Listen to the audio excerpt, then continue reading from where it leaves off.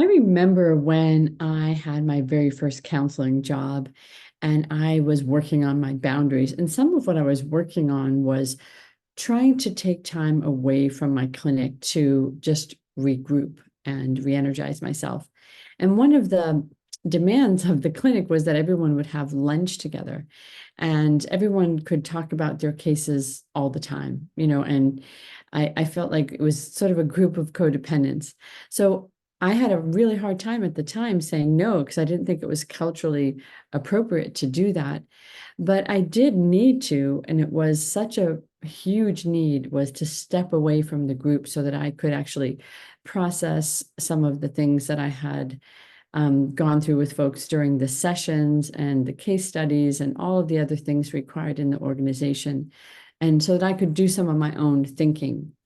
And so I remember I set my boundaries really strictly with people who wanted to have lunch with me.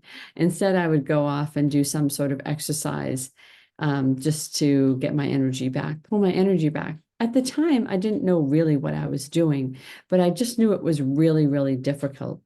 And so setting boundaries can be really challenging, but you do it, and you have to focus on it in a different way. You do it so that you can be more yourself.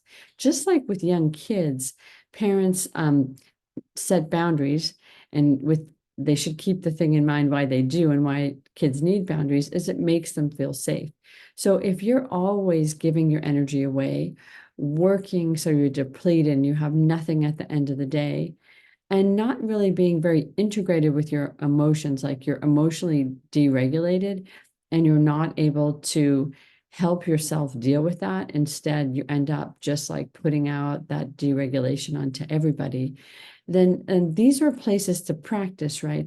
These are places to hone into in your own self. Like, where do you want to grow? Where do you want to start developing other coping skills? As I mentioned in one of my other podcasts, the codependency is actually a coping skill. It's something we learned when we were really young. So to unlearn it or not to use that one, we have to develop other coping skills. I'll be really focusing in on healthier coping skills in this workshop.